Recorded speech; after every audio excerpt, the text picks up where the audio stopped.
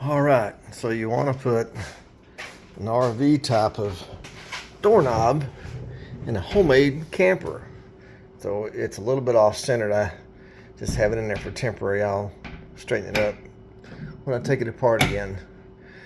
So your door is going to be, like my door is 3/4 of an inch, or yours may be 5/8.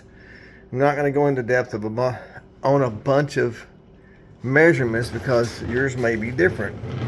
When you do this, you're going to need at least from here to here, 1.5 inches, so that this will clamp down tightly. You're going to have to give up a few things like the little pretty little plate that goes around here, and well, you don't have to. I guess you could mortise that in and put it there, but then it would have a sharp edge sticking out here.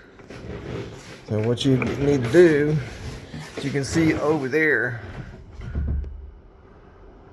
I've already cut a hole, and then I put my little thickener plate around there to make it thicker, so that if you don't, you won't be able to tighten down the door mechanism and nothing will work right.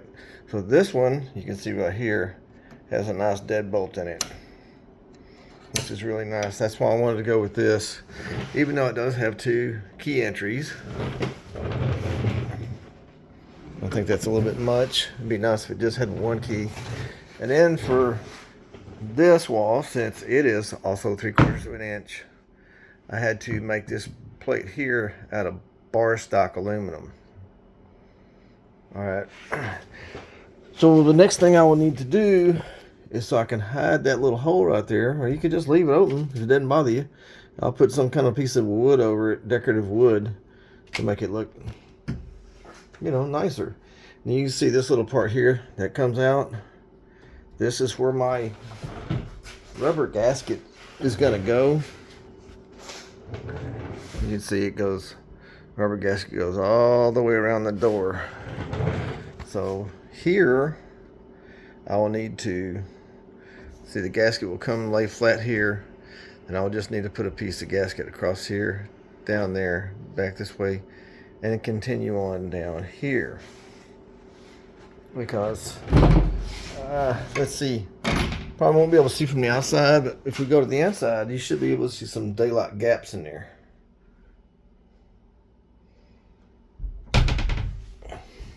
If you watch, let's see, right in there, you should be able to see the deadbolt functioning.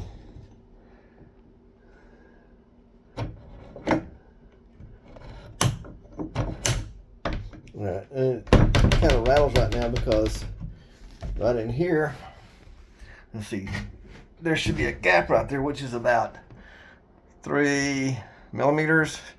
So my little gasket will go in there, and you can see a little daylight all the way around because there's no gasket in there.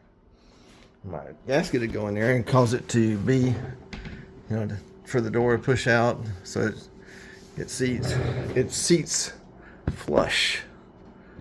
You know, that's my new box for my solar. Now I've got everything working. I'm going to take all this apart, and then all the spots that I had to sand on to make everything fit. Say around in there, and down here we'll get a new fresh coat of epoxy, and then in that door over there, then right in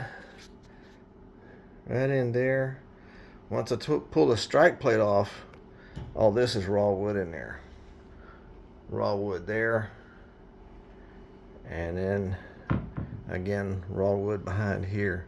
So I'll pull the strike plate off, I'll break it down, and then my little piece here to make the door thicker to make the lock sit properly, I'll take it off, and I'll do the polyurethane on this side, the side that you're gonna see. And of course you can see it's off there. All I gotta do is loosen it up and adjust it. I'll polyurethane all that on this side, but the stuff that's on the inside, let's look right over here so you get a better look, because I did have to do some sanding. You can see right there where I had to sand a little bit. So I'll probably lost some of my protection from the two-part epoxy. That's what it looks like without the door lock in it.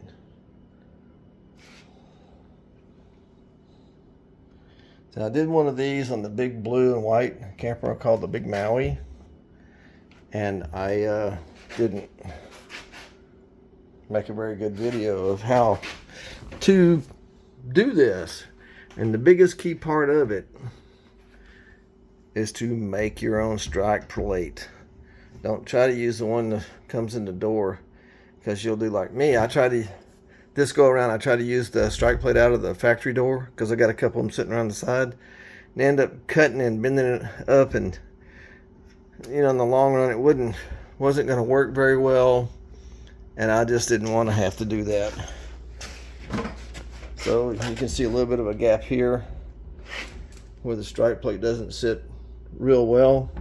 So I'll take the strike plate off, and once I epoxy all that and protect it, then I'll take some butyl and I'll put some butyl down here, and then I'll screw the strike plate back on. The butyl never really hardens. It might get crunchy around the edges or something, but at least if I ever head this way, if I ever need to take the strike plate off again, it's not going to be epoxied down and tear up my wood and stuff. So I got a pretty nice fit, and I do want to sand on that, polish that edge right there. You can see it shuts pretty well. See this little edge of the strike plate here? I need to polish that a little bit, but I have a nice continuous uniform gap all the way around.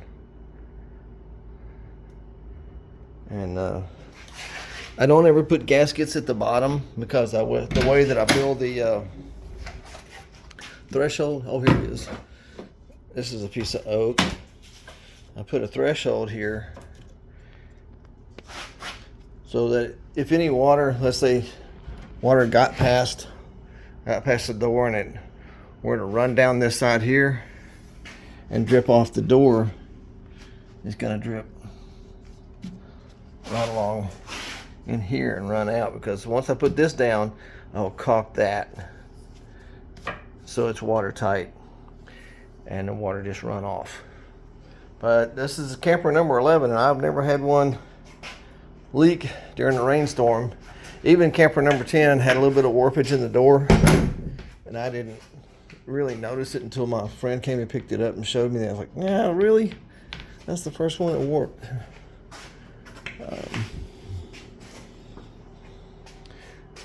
So even if they do warp, the water's not going to come flooding in there.